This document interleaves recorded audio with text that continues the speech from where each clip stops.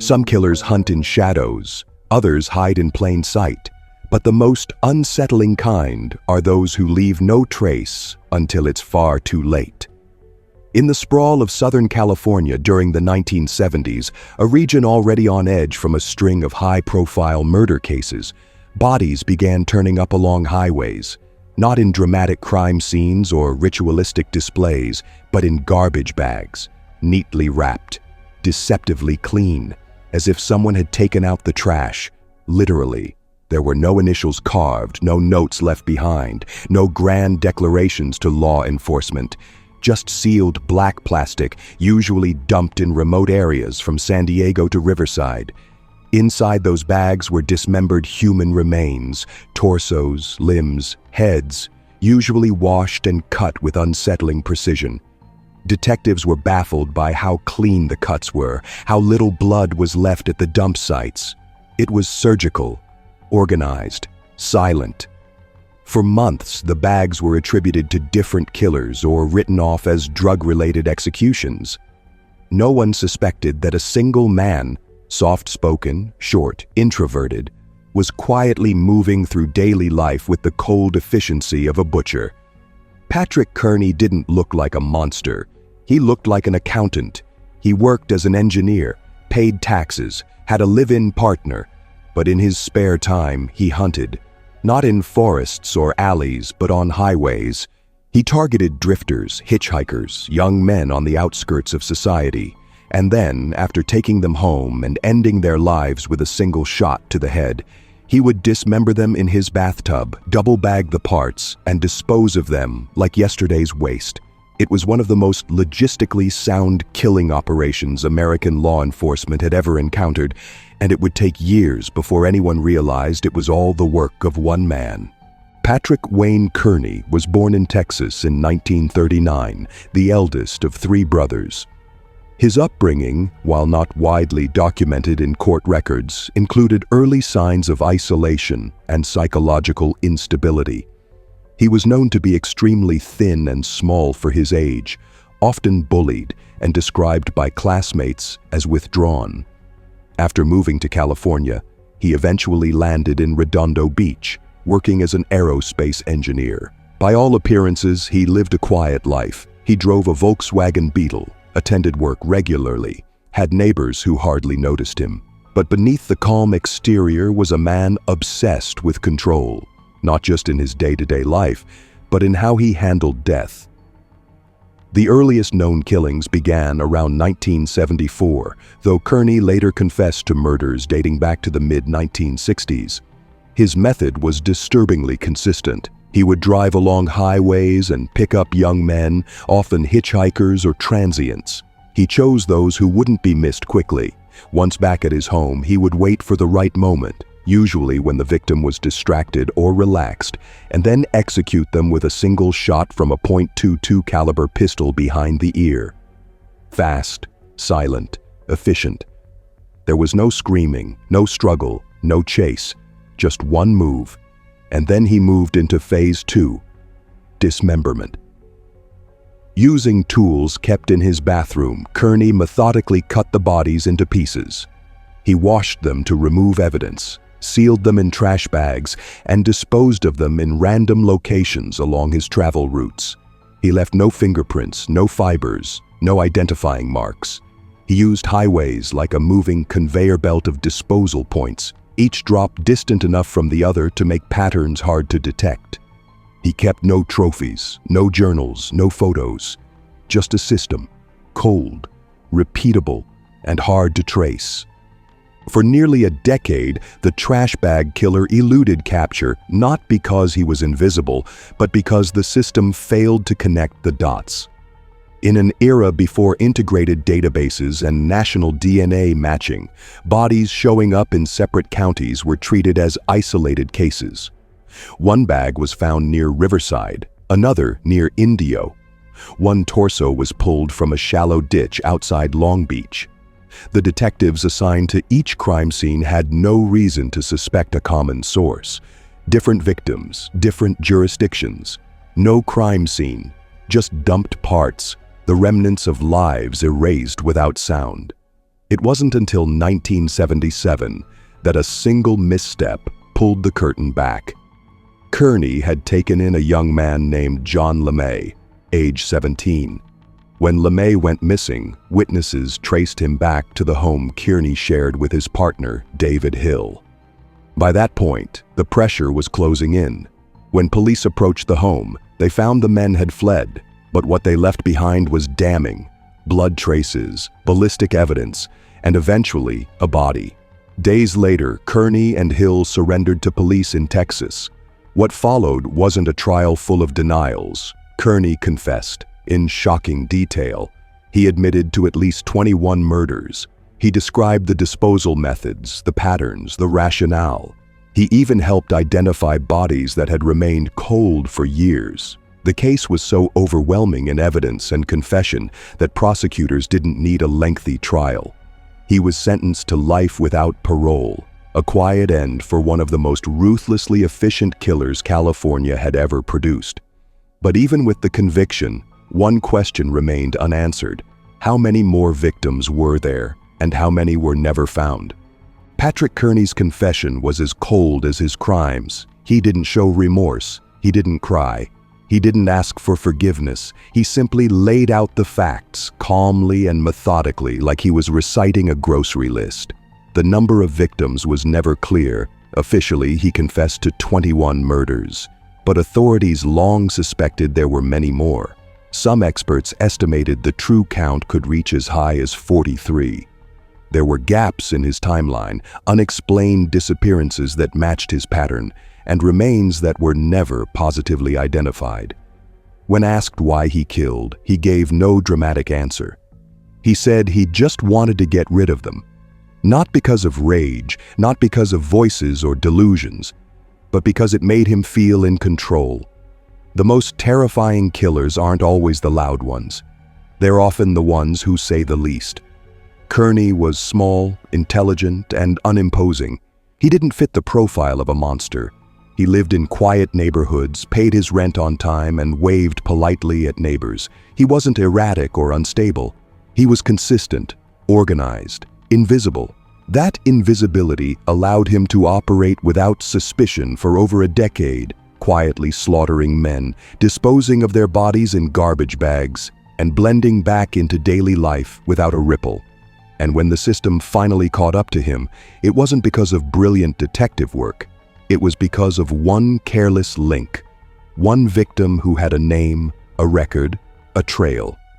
Had that one thread not been pulled, Kearney might have died a free man. And that's what continues to haunt investigators to this day. Not just the scale of his crimes, but the silence that surrounded them. Kearney's arrest also exposed a gaping hole in how serial killers were tracked during the 1970s. Without centralized databases, DNA registries, or real-time interagency communication, serial killers who traveled between counties and states could operate for years undetected. Kearney knew this. He exploited it. He picked victims who wouldn't trigger investigations. Hitchhikers, homeless men, transient youth. He disposed of them in distant counties, knowing law enforcement wouldn't share case details. He washed the bodies, cut away evidence, and made sure nothing could tie him to the remains. It was the perfect system for someone who didn't need chaos to kill. Unlike many other serial murderers, Kearney didn't escalate in violence. He started organized and stayed that way. And that's what made him lethal. He didn't slip up. He didn't devolve. He refined his process like someone perfecting a routine. And once it worked, he just kept repeating it. This kind of calculated cruelty is rare. It's easy to spot rage. It's harder to spot indifference.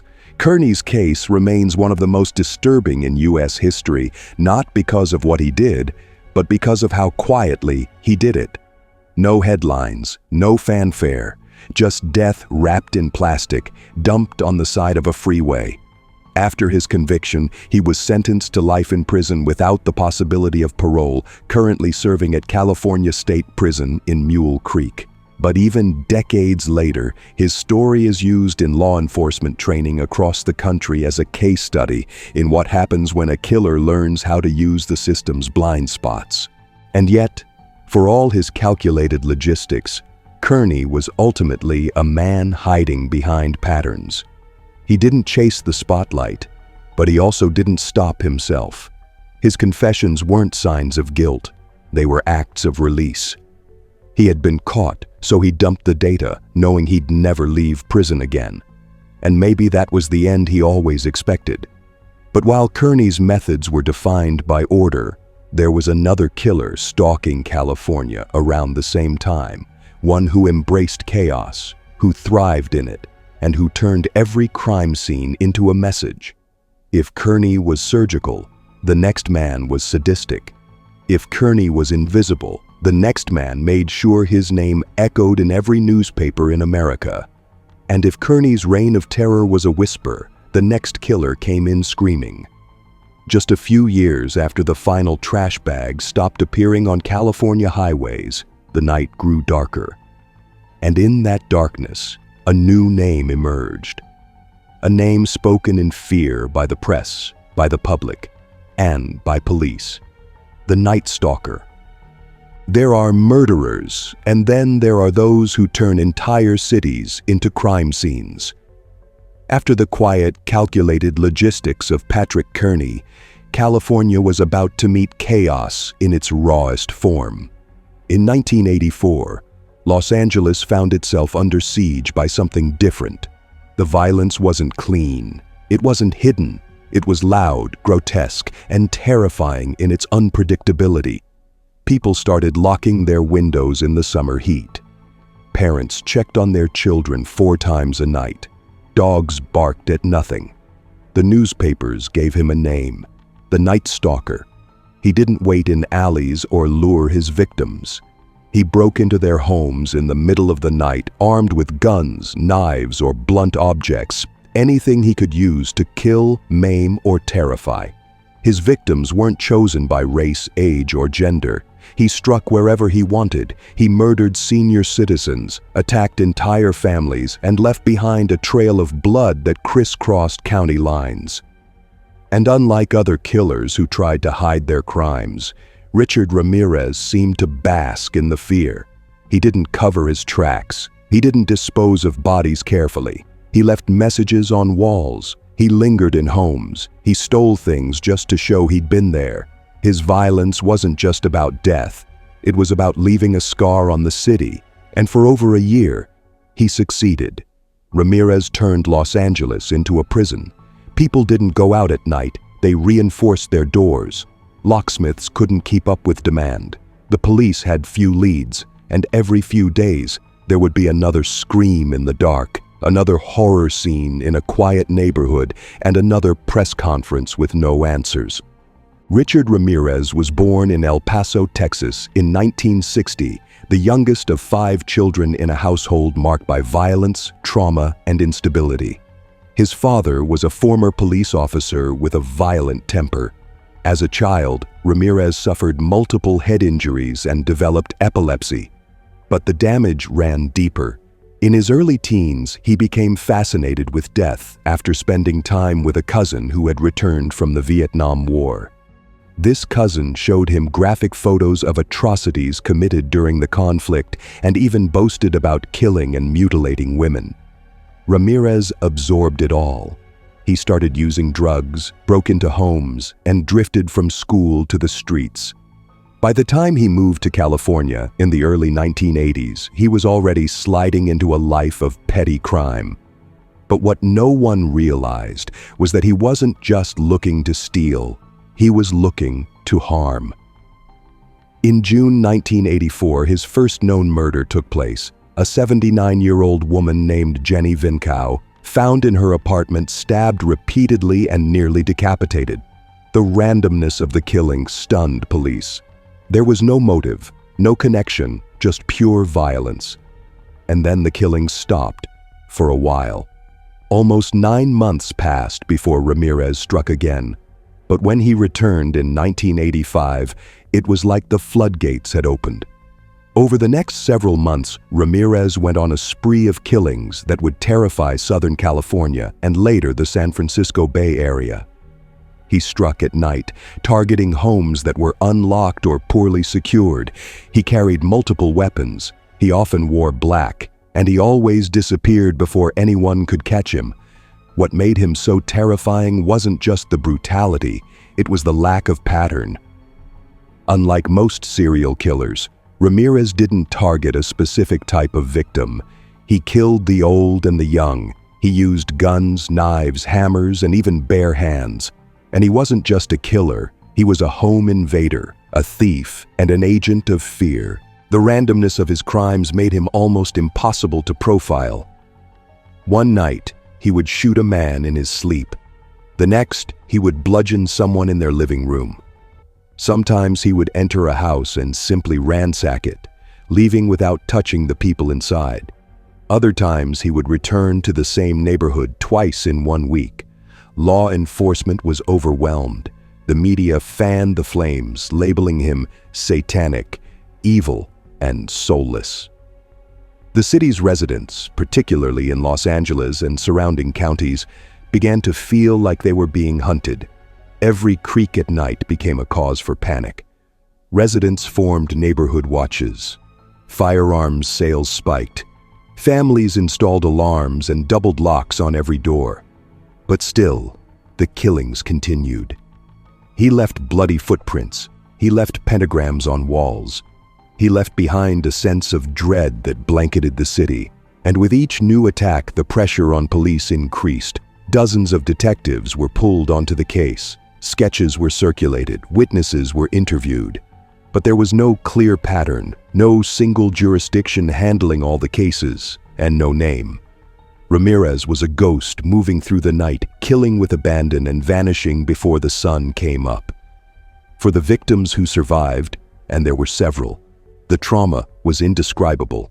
They described a man with bad teeth, foul breath, dark eyes, and a chilling calmness. But without a name, without forensic science as advanced as it is today, all law enforcement could do was wait. Wait for him to slip. And eventually, he did. In August 1985, Ramirez murdered a man named Bill Carnes and critically injured his fiancée, Inez Erickson. But this time, Erickson survived, and she remembered his face. Days later, a teenage boy spotted a man acting strangely near a car that turned out to be stolen. Police recovered the vehicle, and inside found fingerprints. It was the break they had been waiting for. The prints matched Richard Ramirez, a known criminal with a long rap sheet. His mugshot was released to the public, and within 24 hours, the city that had been paralyzed by fear finally had a face to match the nightmare. But the capture didn't come from a tactical raid or a detective's final clue. It came from ordinary people. On August 31, 1985, Ramirez was spotted in East Los Angeles by civilians who recognized him from the news. They chased him down, subdued him, and held him until police arrived. The Night Stalker was caught, not by badges, but by neighbors, and as Ramirez was loaded into the police car, a wave of collective relief swept over the city. But the horror he had unleashed, and the investigation that followed, was just beginning. The trial of Richard Ramirez began in 1989, nearly 4 years after his arrest, and would go on to become one of the most expensive and drawn-out criminal prosecutions in California history. It wasn't just a case, it was a media event. Television cameras buzzed, reporters filled the courtroom seats, spectators lined up for hours just to catch a glimpse of the man who had brought a metropolis to its knees. Ramirez played into it. From the very first day, he leaned into the persona the media had built around him. He wore all black. He flashed hand-drawn pentagrams. He mouthed satanic phrases and flashed symbols to the press. In a moment that would be burned into courtroom history, he turned toward reporters and said, "Hail Satan," before smirking and taking his seat. But the trial itself was no circus. The evidence was overwhelming. Survivors testified in tears. Crime scene photos were shown to the jury. Brutal, graphic, undeniable. Ballistics matched his weapons. Footprints matched the soles of shoes he had worn during multiple attacks. Fingerprints from stolen vehicles tied him directly to crime scenes. DNA, though in its infancy at the time, was beginning to support the charges. And perhaps most damning of all were the victim accounts. Those who had survived described the same man, down to his decaying teeth, foul odor, and dead eyes. As the prosecution laid out its case, piece by horrifying piece, the public got a rare, unfiltered look into the mind of a man who had treated the entire state as his hunting ground. It took over a year for the trial to conclude. The jury deliberated for just 4 days. In September 1989, Richard Ramirez was convicted of 13 counts of murder, 5 attempted murders, 11 sexual assaults, and 14 burglaries, though his actual victim count may never be fully known. He was sentenced to death and ordered to San Quentin's death row, where some of the state's most infamous killers awaited execution. But Ramirez wasn't finished with the spotlight. He continued to give interviews from prison, speaking in riddles and offering no apologies. He became a symbol of evil not just for California, but for the entire country. And while he remained behind bars, public fascination with him only grew. Women sent him letters, some proposed marriage. One eventually married him. But for most people, he was simply a monster, a figure who embodied fear, chaos, and cruelty. His lack of remorse, his cold detachment, and his refusal to explain his crimes only deepened the mystery. When asked if he had any regrets, Ramirez shrugged. "No big deal. Death always comes with the territory," he said. "I'll see you in Disneyland." It wasn't bravado. It was nihilism. That indifference, the lack of even performative guilt, was what separated Ramirez from others on death row. He didn't try to appear human. He didn't claim he was misunderstood. He leaned into the myth and let it grow. For decades, he remained on death row as appeals crawled through the legal system. But in 2013, before his execution could be carried out, Richard Ramirez died of complications related to B-cell lymphoma. There were no headlines of closure, just a short line in the newspaper: "The Night Stalker is dead." Even in death, Ramirez remained a symbol of something America couldn't quite shake. The idea that monsters don't need reasons, that some people walk among us unnoticed until it's far too late. And that evil, real evil, doesn't always come with a warning sign. Ramirez wasn't the smartest killer. He wasn't the most organized. But he understood fear. He weaponized it. He knew how to make people feel unsafe in the one place they were supposed to be most protected, their homes. And that was his legacy: a broken city, a shattered sense of safety, a reminder that evil doesn't need to wear a mask. It can walk the streets, ride the bus, stand in line behind you at the store. The Night Stalker left behind more than just bodies. He left behind a playbook of chaos. And while his name remains infamous, his crimes have been dissected by psychologists, criminologists, and law enforcement for decades, all trying to answer the same question: why? But in the end, Ramirez never gave an answer. And maybe there wasn't one. Maybe for some men, the act of killing is the answer. The city recovered. Time moved on. But for many, especially the families of his victims, that wound never fully healed.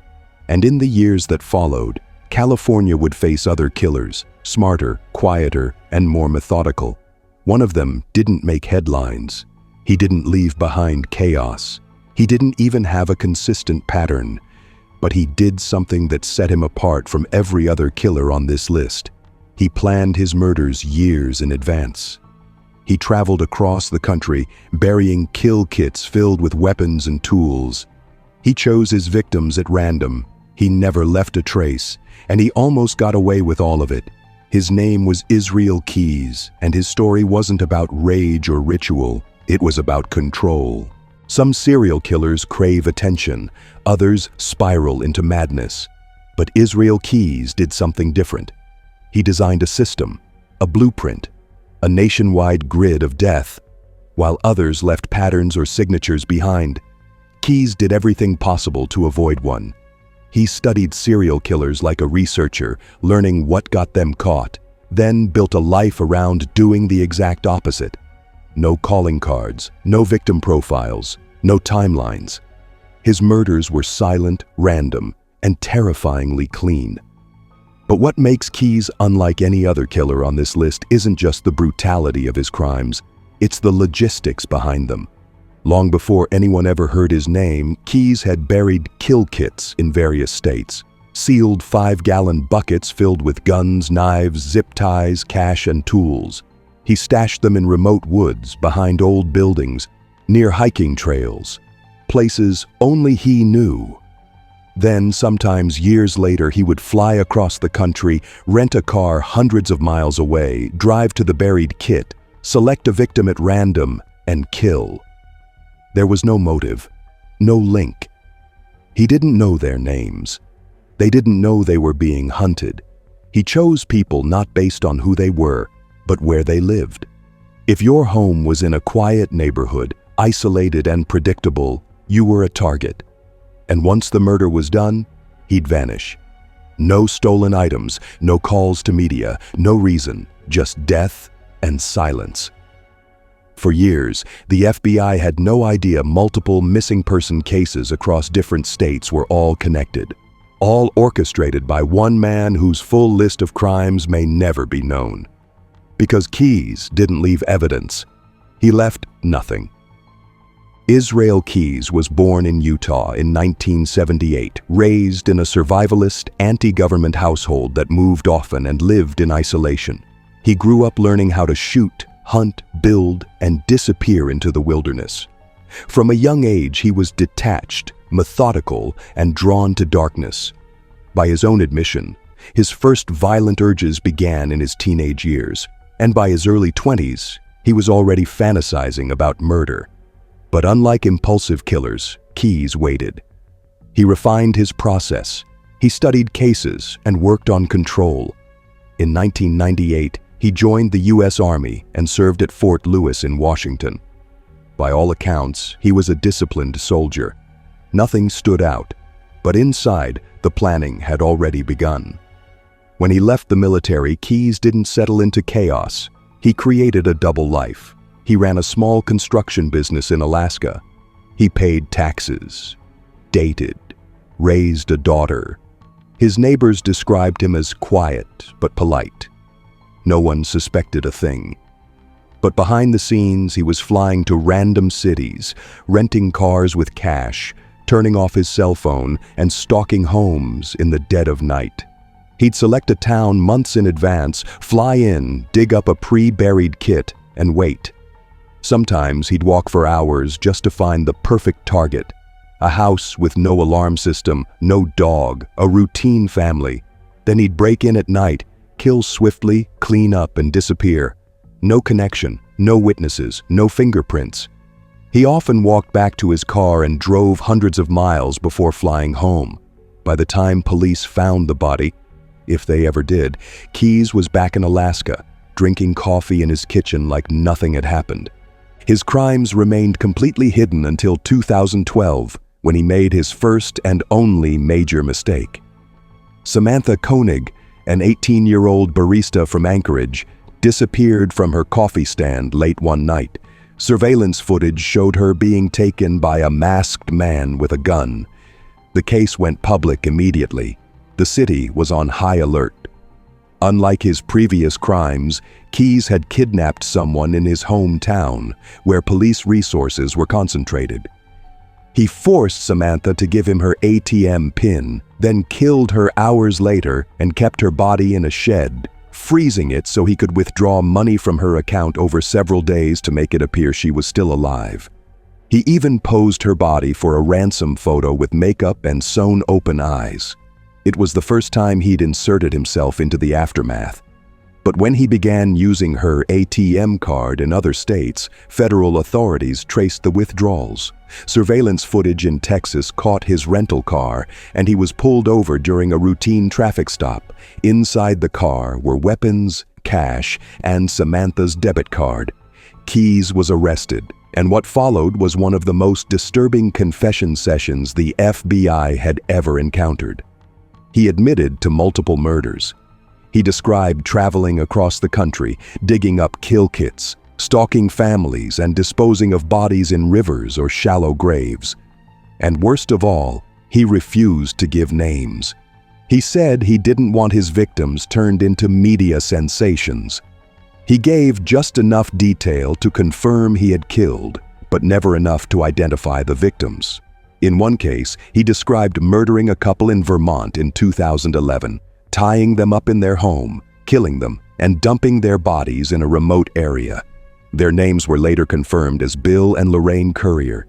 In another instance, he claimed to have killed at least 11 people, possibly more, across the U.S. No one knows the full count. No one ever will, because Israel Keyes ended it before they could find out. After his arrest in 2012, Israel Keyes became both an asset and an enigma to federal agents. They had a killer in custody who was willing, even eager, to talk. But he had conditions. He didn't want media attention. He didn't want his daughter to know the truth.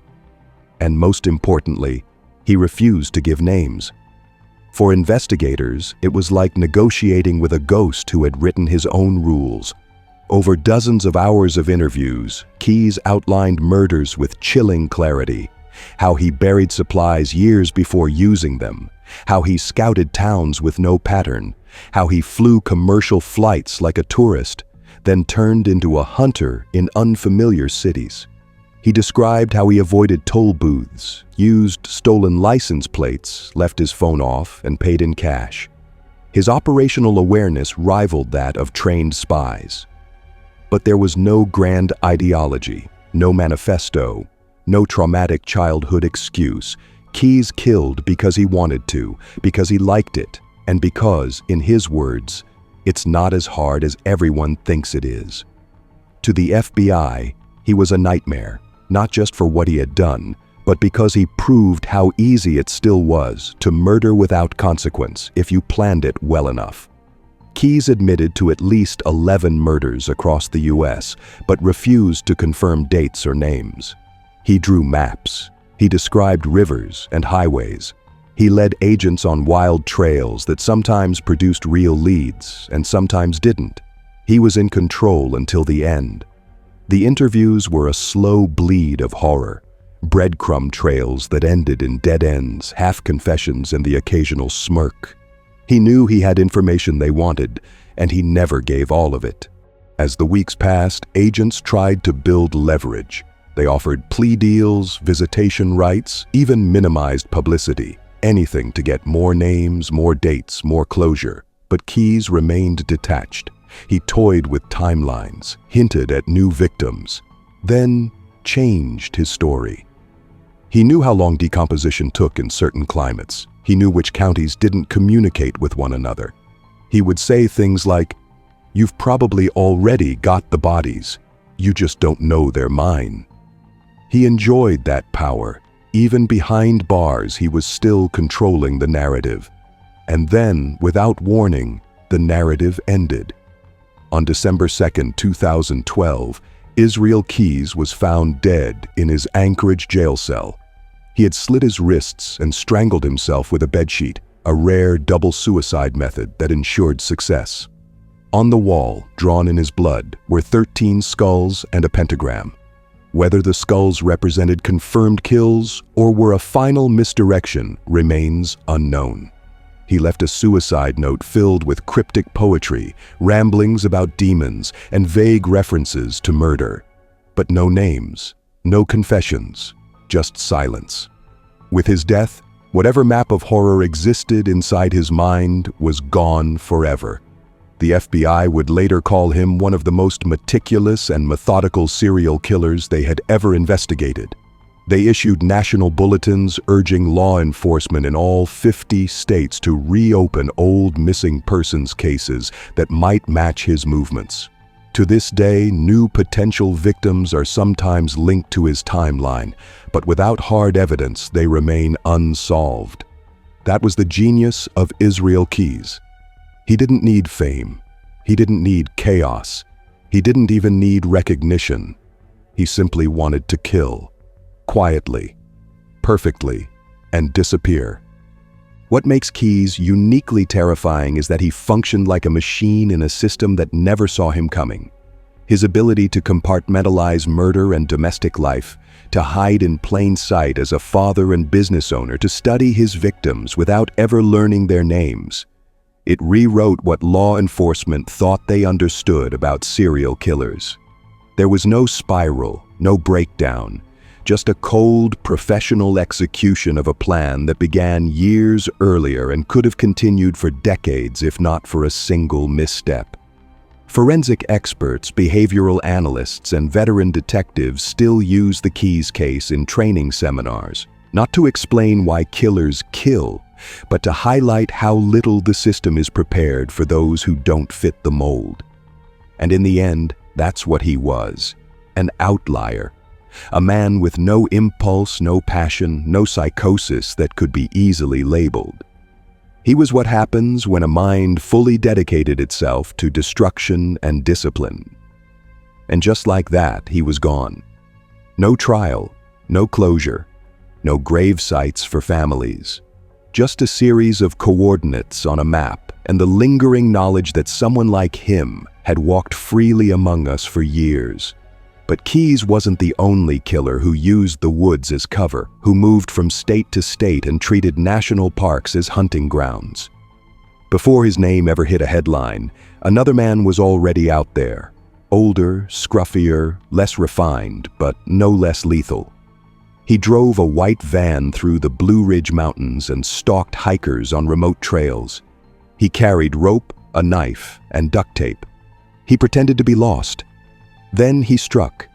They called him the National Forest Serial Killer, and his real name was Gary Michael Hilton. He didn't use technology, he didn't study crime scenes, he didn't fly across the country or bury kill kits. Gary Michael Hilton did something far simpler. He lived in the woods and waited. By the time law enforcement realized what he was, Hilton had already turned America's national forests into his personal hunting grounds. With long gray hair, a scruffy beard, and a white van full of junk, Hilton looked more like a drifter than a serial killer. He was homeless, always moving, and nearly invisible.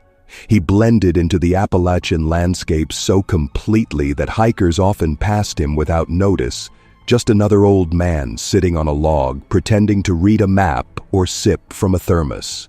But beneath that ragged appearance was a predator with a chilling plan. His victims were hikers, people who loved the outdoors, trusted strangers, and carried everything they owned in a backpack. Hilton would spot them on trails, strike up a casual conversation, and follow them just long enough to know they were alone. Then he would wait for the right moment, usually at dusk, when they were far from cell service, when the sounds of the woods swallowed screams. He carried rope, a blade, zip ties, and when he struck, it was fast. There was no lengthy struggle. He bound his victims, robbed them of their debit cards, forced them to give up their pins, and led them to remote areas where he killed them, often by decapitation. It wasn't ritual, it was convenience. And he disposed of the bodies deep in the forest, where animals and time could erase evidence. For a while, it worked. No one was connecting the disappearances. National forests spanned hundreds of miles, cut across multiple states, and lacked centralized reporting systems. That gap gave Hilton just enough room to vanish. Gary Michael Hilton was not new to crime. Born in 1946, he had a long history of petty offenses, theft, fraud, drug use, and had been in and out of the system since the 1960s. He served in the Army, was discharged, and spent the next few decades bouncing between failed jobs and short-term housing. By the time he reached his 60s, he was living full-time in his white Chevrolet Astro van, drifting between campsites and trailheads from Georgia to North Carolina. To most people, he looked like a burned-out old man, eccentric and harmless. But inside that van were knives, plastic tarps, gloves, duct tape, and bleach. He used payphones or borrowed other people's phones to avoid digital traces. He didn't stay in one place too long. He knew the forest systems better than many rangers, and his familiarity with hiking culture, the language, the gear, the false friendliness, allowed him to move undetected. He lived in plain sight among the very communities he hunted. His earliest suspected crimes date back years, but the first confirmed victim was Meredith Emerson, a 24-year-old University of Georgia graduate and experienced hiker. On New Year's Day, 2008, Meredith set out on the Blood Mountain Trail in northern Georgia with her dog. She was athletic, smart, and cautious. But Hilton approached her on the trail, struck up a conversation, and attacked shortly after they crossed paths. She fought back. Investigators would later learn that she had broken his tooth during the struggle. But Hilton overpowered her. He held her captive for days, moving between forest clearings, forcing her to give up her PIN number while pretending he would let her go. He fed her, cleaned her, told her it would be over soon. Then, on the fourth day, he led her into the woods and killed her. He bludgeoned her with a car jack handle, then decapitated her to avoid identification. He dumped her body and attempted to erase all traces of the crime. But it wouldn't work this time. He had slipped. The investigation began when Meredith failed to return home and her dog was found wandering alone in a parking lot. Search teams fanned out across the mountain trails. A description of a suspicious older man driving a white van emerged from other hikers in the area. Surveillance cameras caught Hilton attempting to withdraw cash using Meredith's debit card. Then came the break. He was spotted cleaning his van at a gas station, trying to wipe away bloodstains. Police moved in. When they finally arrested him, he was calm, even polite. But in the back of that van, they found blood, hair, and clothing that confirmed everything. Under interrogation, Hilton confessed to Meredith's murder. He even drew a map to her body. But the story didn't end there. Once the FBI got involved, they began connecting Hilton to other missing person cases, all involving hikers, all along the same forest routes. Over time, he was linked to the murders of John and Irene Bryant, an elderly couple who had been hiking in Pisgah National Forest in North Carolina. Irene had been bludgeoned. John was shot and left in a shallow grave. Their ATM card had been used days after their disappearance, again by Hilton. Another victim, Cheryl Dunlap, a nurse from Florida, had gone missing while hiking in Apalachicola National Forest. Her decapitated body was found weeks later. All the signs pointed to the same man. But Hilton was careful. He killed in different states, different jurisdictions, and always left bodies deep in wooded terrain where decay erased timelines. And just like that, a pattern had formed, one no one had seen until it was too late. After his arrest, Gary Michael Hilton didn't deny what he had done. In fact, he spoke with law enforcement in a tone that was almost transactional, offering details in exchange for avoiding the death penalty. It wasn't remorse, it was calculation. He gave them a map to Meredith Emerson's body and admitted to her murder without emotion, describing the abduction, the days she was held captive, and the moment he chose to kill her with the same flat tone one might use to explain car trouble. Investigators were chilled not just by the brutality, but by the matter-of-fact delivery. He didn't seem proud, he didn't seem disturbed, he just seemed empty. For Meredith's murder, Hilton pleaded guilty in a Georgia court and was sentenced to life in prison without the possibility of parole. But that was only the beginning. With the media spotlight back on him and federal agencies combing through cold cases, new charges began surfacing across state lines. North Carolina issued a murder warrant for the deaths of John and Irene Bryant. Then Florida charged him with the murder of Cheryl Dunlap. 3 states, 3 confirmed murders, possibly more. Authorities began to suspect Hilton in at least 4 other unsolved disappearances across the southern Appalachian region. He wasn't some vagrant who got lucky. He was a pattern of negligence, a killer who thrived in the spaces between jurisdictions, who used parks and forests not just for cover, but as tools. He understood the cracks in the system, where rangers didn't share reports with police, where missing persons cases took days to file, where bodies could rot for weeks without being discovered. He didn't outsmart law enforcement. He used their fragmentation to his advantage. In Florida, where the death penalty remained on the table, Hilton changed his tone. He fought the charges. Prosecutors laid out every detail. How Cheryl Dunlap's headless body was discovered in the woods, how her ATM card was used repeatedly after her death, how Hilton had been caught on surveillance footage wearing a makeshift disguise while withdrawing her cash. The forensic evidence mounted: blood traces, cell tower pings, tire tracks. Hilton had left behind enough to bury himself, but even as the case built around him, he never confessed in Florida. Unlike Georgia, where he bargained his way into a life sentence, Hilton refused to cooperate. He stood trial in 2011, and for the first time the public got to see the man behind the myth. He was older now, more gaunt, his beard white and unkempt, but his demeanor hadn't changed. He sat through testimony like it was routine, barely reacting to graphic photos or victim statements. The jury deliberated quickly.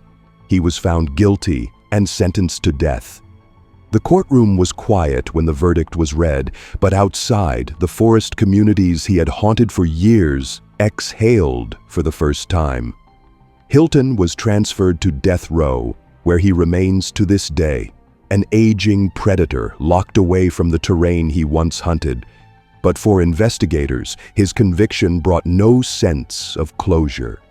They believe there are more victims, more trails, more names that will never be recovered from the leaf-covered soil of America's wild spaces. Hilton never kept trophies. He didn't journal. He didn't talk unless there was something in it for him. To this day, he has never shown regret. He killed for cash, for control, and because he could. What makes Gary Hilton particularly terrifying is the simplicity of his methods. He didn't use technology. He didn't hide in crowds. He used America's largest open spaces, our national forests, and trusted that their size and silence would work in his favor. And he was right. The truth is, no one's really watching those woods, not in the way people think. Rangers patrol, but they're understaffed. Hikers disappear, but their cases don't get attention unless the media pushes it. There are no doorbell cameras in the wild, no neighbors to hear screams. In those forests, Hilton found a kind of invisible battlefield, and the people he targeted, the hikers, campers, nature lovers, were often far from help when he struck. He wasn't charming, he wasn't brilliant, but he was lethal because he understood timing, isolation, and the failure of disconnected systems. It wasn't until multiple states compared notes that the picture became clear. And by then, it was already too late for Meredith, for Cheryl, for the Bryants. Gary Michael Hilton turned back roads and tree lines into tools. And for years, no one even knew it was happening. His case reshaped how missing persons in remote areas are now handled, but the damage was done. The silence of the forest can mask a scream for a long time. Hilton knew that. He counted on it. But not every killer hides in the woods. Some hide in uniform, in plain sight. They raise families, they mow lawns, they go to work on time, and they still find a way to become monsters. Our final story is about one of those men, a decorated cop, a family man, a former Navy veteran. A man whose crimes spanned decades, whose identity was a mystery for over 40 years. He was known by many names: the East Area Rapist, the original Night Stalker, the Visalia Ransacker. But in 2018, the world finally learned his real name: Joseph James DeAngelo, the Golden State Killer. Some monsters don't live in the woods. They live behind trimmed hedges. They wear uniforms. They wave to neighbors. For over 4 decades, one of the most prolific and ruthless serial offenders in American history lived undetected in plain sight. He attended backyard barbecues, shopped at grocery stores, raised children, and while the nation screamed in fear under different names, the East Area Rapist, the original Night Stalker, the Visalia Ransacker, he blended into the background. But it wasn't just luck, it was design. Joseph James DeAngelo knew how the system worked because he was part of it. He served as a Navy veteran during the Vietnam War. He became a police officer in 2 different departments. He trained in evidence collection, patrol, and suspect profiling. In other words, he understood exactly how to evade the people who were supposed to catch him. But long before his name would become infamous, his crimes began quietly. In the mid-1970s, the town of Visalia, California, began experiencing an unusual string of burglaries. But these weren't typical break-ins. The intruder often stole nothing of value. Sometimes just coins, women's underwear, or small trinkets. He ransacked drawers, overturned furniture, and left behind a disturbing sense of violation.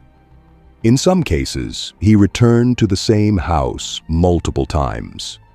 Residents began reporting strange sounds, shadowy figures, and missing items. The press called him the Visalia Ransacker, a local nuisance, creepy, but not yet violent. But it escalated. One night in 1975, Claude Snelling, a journalism professor, confronted a masked man attempting to abduct his daughter from their home. The intruder shot Snelling dead and fled into the night. For years, that murder went unsolved, and that's when the break-ins stopped, at least in Visalia. DeAngelo had moved north, and something about him had changed. In the Sacramento suburbs in 1976, a new predator emerged. This one was more calculated, more aggressive, and far more terrifying. He broke into homes late at night, wearing a ski mask and gloves. He carried a flashlight in his mouth to free both hands. He tied up husbands, forced them to lie face down, and then brutalized their wives just feet away, sometimes for hours. But again, he left strange behavioral clues. He rummaged through the refrigerator, stole odd items, and sometimes stayed in the house long after the attack. He'd speak in strange, childlike voices or mutter phrases to himself.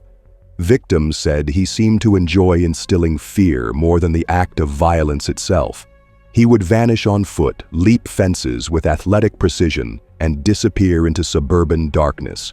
Police had no idea who he was. They called him the East Area Rapist, and his spree would last years. During that time, DeAngelo was working as a police officer in Auburn, California. He showed up for shifts, patrolled streets, issued citations.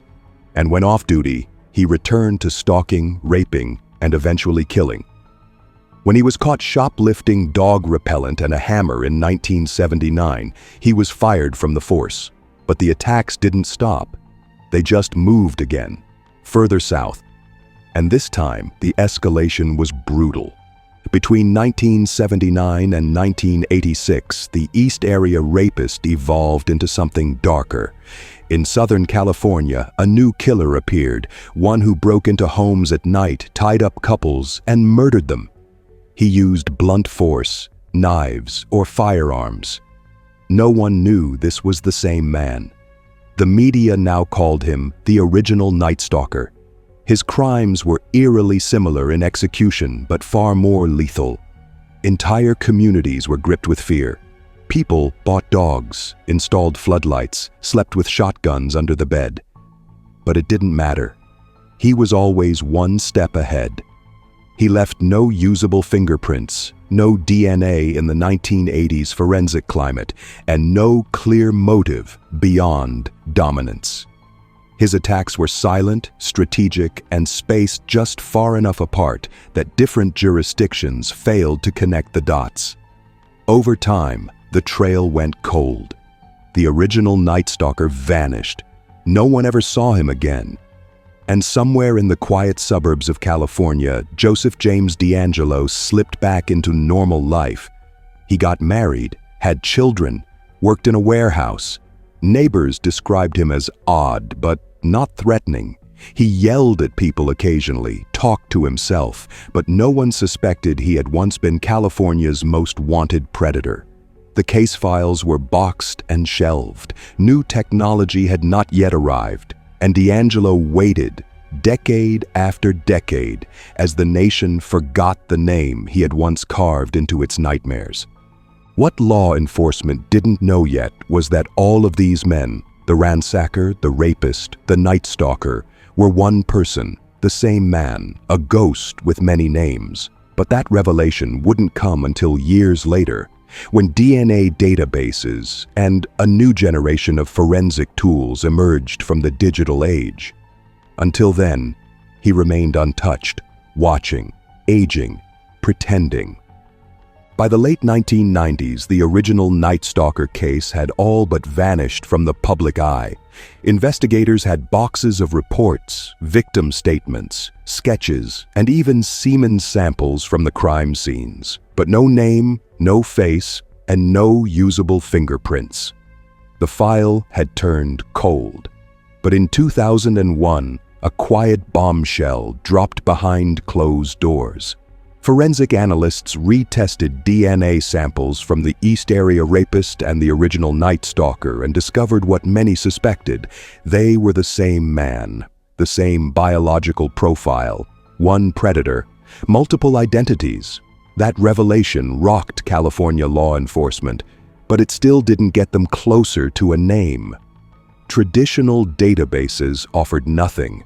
His DNA didn't match anyone in CODIS, the Combined DNA Index System. He hadn't been arrested or convicted of a felony that required a swab. The ghost remained unmasked. So investigators did what they had done for decades. They waited, and the years kept piling on. But science wasn't done evolving. In 2016, an investigator named Paul Holes, already a veteran in cold cases, began exploring a radical new approach: forensic genealogy. Instead of searching law enforcement databases, what if they uploaded the killer's DNA to an open-source genealogy platform? A place where regular people submitted DNA to trace ancestry. That idea led them to GED Match, a site where thousands had voluntarily uploaded genetic profiles from companies like 23andMe and Ancestry DNA. It wasn't built for criminal investigation, but it didn't prohibit it either. Holes and his team uploaded a cleaned version of the killer's DNA in 2018, and within hours they had a hit, not to the killer himself, but to distant relatives, cousins, second cousins, third cousins. The hunt had finally begun. Over the next few weeks, genealogist Barbara Ray Venter and a team of analysts began reverse engineering the killer's family tree. They sorted through marriage records, birth certificates, obituaries, anything that could help narrow the pool of possible suspects. Dozens of names emerged. Then they started crossing people off: too young, wrong gender, deceased, out of state, until they landed on a short list, and one name stood out: Joseph James DeAngelo, a man who had served in the Navy, a former cop, lived in areas that matched the timelines of multiple attacks, had never submitted his DNA to any law enforcement registry. He had vanished from the radar decades ago, and that made him a prime candidate. Investigators began watching him quietly. They trailed his car, sifted through his garbage, waited for him to discard something, anything they could test: a tissue, a cup, a straw. Eventually, they recovered DNA from a discarded item and rushed it to the lab. The result was instantaneous, 100% match to the Golden State Killer's DNA profile. After over 40 years of unanswered questions, the mystery man with 1,000 faces finally had a name. On April 24, 2018, law enforcement swarmed D'Angelo's modest home in Citrus Heights, California. He was 72 years old, retired, living with his daughter and grandchildren. He opened the door, looked blankly at the officers, and said only one thing: "I have a roast in the oven." That's how it ended, not with a final act of violence or chase, but with a confused old man worried about dinner. The arrest stunned the nation. The man who had terrorized California for over a decade had been hiding in plain sight. Neighbors described him as grumpy but ordinary. He tinkered in his garage, yelled at nothing, rode a motorcycle. But no one suspected the quiet pensioner down the street had once been the East Area rapist, the original Night Stalker, the Visalia ransacker, all rolled into one. When the news broke, survivors wept. Some had spent decades living in fear that he might come back. Others had long given up hope that justice would ever come. The courtroom began to fill. Cameras followed every development. For the first time, the faces of victims stood across from the face of their monster. But D'Angelo didn't speak. He slumped in his wheelchair, appeared frail, disconnected.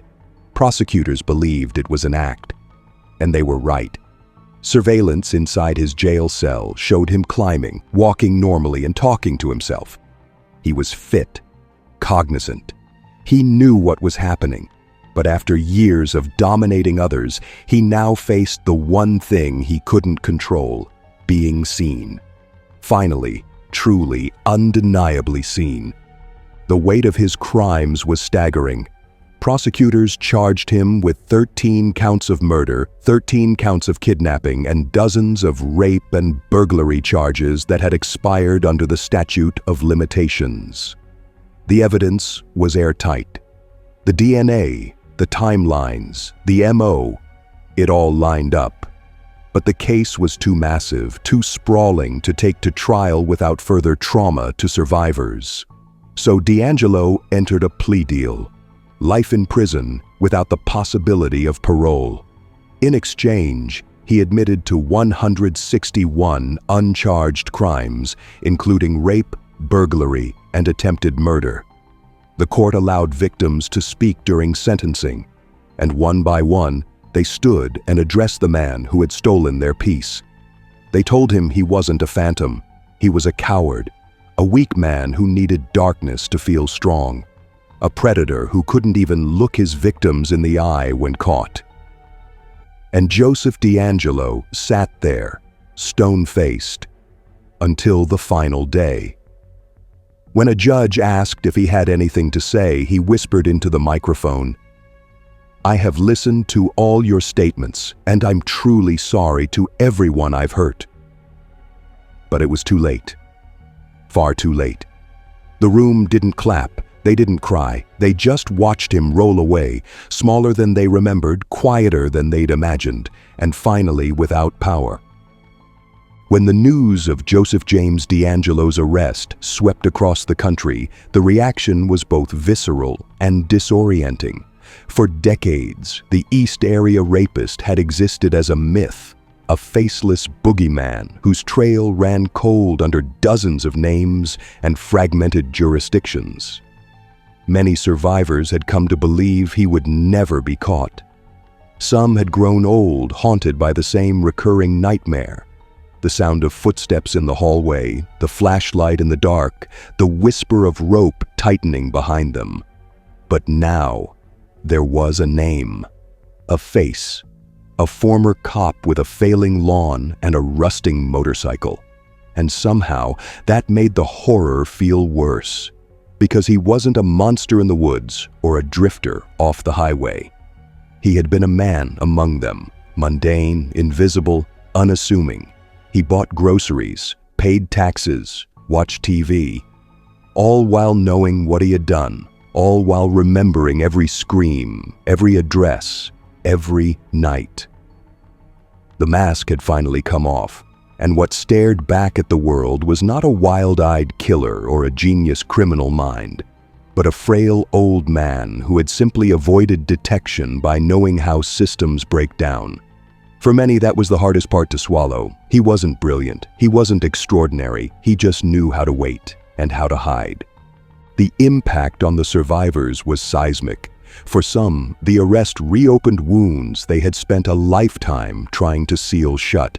For others, it brought a wave of long-delayed justice, not closure, because there is no such thing when your safety is stolen, but validation. That they had been heard, that they had been believed. Dozens of women, now grandmothers, professionals, teachers, mothers, came forward to testify. Their stories were disturbingly similar, separated only by miles and years.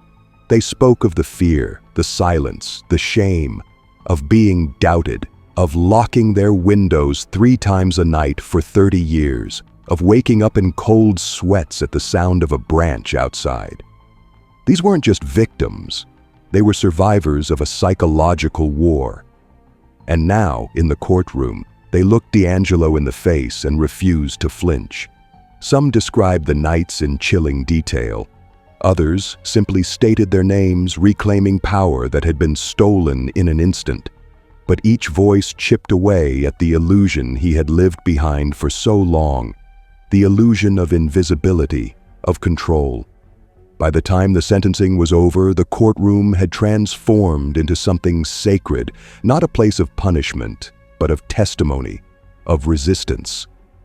Outside the courtroom, the world watched. News anchors scrambled to retell the sprawling timeline. True crime podcasts dissected the case hour by hour. Documentaries formed, articles appeared. And the public, many of whom had never heard of the original Night Stalker, now absorbed the horrifying reality that one man could assault and kill that many people in that many neighborhoods for that long and vanish. D'Angelo's arrest didn't just reveal his crimes. It exposed a broken system, one where law enforcement agencies didn't communicate across county lines, where rape kits sat untested for decades, where victims were not believed unless their pain came with a name. And, perhaps most importantly, it introduced a new chapter in crime-solving history: forensic genealogy. Within months of D'Angelo's capture, the same method was used to solve dozens of other cold cases: murders, abductions, and unidentified remains, long thought unsolvable. A new era of accountability had begun, and in a strange way, it was D'Angelo, the man who'd escaped justice for 40 years, who triggered the very tool that brought justice roaring back from the grave. But even in custody, D'Angelo remained a mystery. He spoke rarely, mumbled to himself. Sometimes he was heard whispering apologies to no one. At other times, he simply stared ahead, unblinking. Psychologists later reviewed hours of footage and concluded what many already knew. D'Angelo was a classic dual-life predator. By day, he was ordinary. By night, he was methodical, cruel, and obsessive. He planned his attacks with precision, staking out homes, learning routines, parking his escape vehicles blocks away. But the most disturbing discovery wasn't how he got in. It was how long he watched before he did. Some victims reported strange hang-up calls days before their assaults. Others noticed missing items, doors unlocked that had been shut. D'Angelo didn't just appear. He entered their lives like a shadow, slow, invasive, inevitable. And then he struck. But what scared experts the most was how easily he stopped. After 1986, there were no more confirmed attacks. He simply vanished. Some believed he had aged out. Others suspected he had a moment of fear. But most now agree that he stopped because he no longer had to chase power. He had already stolen enough to keep him full for a lifetime, and he trusted that the world would never catch up. For 32 years, he was right. But eventually, justice did catch up, not with fury, not with vengeance, but with evidence, with patience, with science, and with the voices of people who refuse to be forgotten. The most terrifying thing about these men wasn't the body count, it wasn't the violence, though that alone was unspeakable. It was the silence, the gaps between screams, the way they moved among us unnoticed, unremarkable, untraceable, until the blood dried and someone finally dared to look. Patrick Kearney drove to work like everyone else. Richard Ramirez slipped between shadows in a city obsessed with light. Israel Keyes buried his tools years before he needed them, like he was writing a novel in reverse. Gary Hilton didn't need a house. The trees were his walls, the trails his corridors. And Joseph James D'Angelo, the Golden State Killer, watched television in a recliner, his dog at his feet, while news anchors read out stories about the very crimes he committed. They were not monsters from fairy tales. They were logisticians of death, men who mapped out horror like cartographers, calculating, adjusting, hiding their urges beneath the skin of routine. Each had his own method, but they shared one truth. They didn't look like killers. Not to the neighbors, not to co-workers, not to the world. And maybe that's the real fear, because when we imagine evil, we picture chaos, rage, a face twisted in madness. But these men didn't rage, they planned, and when they struck, they didn't lose control. They were at their calmest. Look closely and you'll see the same shape in every case. The early signs no one took seriously, the thefts that didn't seem connected, the dogs that barked too late, the women who weren't believed, the neighborhoods that never thought it would happen there. Each killer in this compilation exploited a different weakness in the American system. Kearney used the highways, the anonymity of movement. Ramirez used the media, the frenzy that made him a star before it made him a suspect. Keyes used the geography, the sheer size of a country too wide to track one ghost. Hilton used jurisdictional cracks, state lines that acted like walls, and D'Angelo used the badge. The trust that came with wearing it. In each story, evil didn't sneak in. It walked through the front door while everyone looked the other way.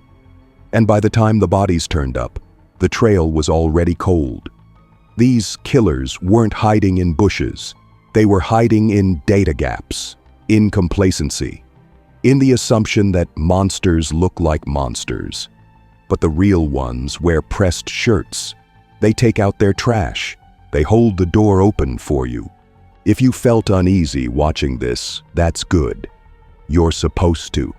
Because the purpose of revisiting these stories isn't to glorify them, it's to dissect them, to learn from them, to remember that evil doesn't always announce itself with blood. Sometimes it arrives quietly in the form of patterns we fail to connect until it's too late. These killers didn't succeed because they were geniuses. They succeeded because the world gave them space, time, silence. The gaps between crimes weren't pauses. They were breathing room. They were testing periods. And we gave them more than enough. Israel Keyes once said he had kill kits buried in several states, that if he hadn't been caught, he could have kept going for decades. D'Angelo lived undetected for 30 years after his last known murder. 30 years. Enough time to build a life. Enough time to watch his victims grow old while he aged beside them, untouched. And Hilton, well, Hilton admitted that he only killed when his money ran out. That's what your life was worth to him, a full gas tank and a hot meal. But there's another layer to this horror, the systems that allowed it, the way jurisdictional pride, bureaucracy, outdated forensics, and sheer human error allowed men like this to become legends. Before DNA, before databases, before forensic genealogy, we relied on hunches, on confessions, on luck, and in the absence of technology, we got myths. the night stalker, the trash bag killer, the forest predator. These names made them larger than life, but the reality was worse. They were small men who found cracks big enough to disappear into, and they stayed there, watching, waiting. That's why the breakthroughs matter. DNA didn't just close cases. It ended careers of violence. It gave names to the nameless. It turned whispers into convictions. But the story doesn't end with one conviction or one arrest. Because for every killer we know, there are more we don't. They are still out there, driving, shopping, laughing with co-workers. And if we forget how the last ones got away with it, we'll let the next ones do the same. So what do you take from all of this? That monsters are real. Maybe. But more importantly, that monsters are rarely strangers in the dark. More often, they are the man who waves at your child from across the street. The one who parks 2 spaces down. The one who always keeps to himself. We tell ourselves we'd know evil if we saw it. But these stories prove that's not always true. Sometimes, evil is boring, predictable, quiet, and that's why it works. The most ruthless killers aren't the ones who snap. They're the ones who plan, who pack their tools, who study the landscape and learn your routines better than you do.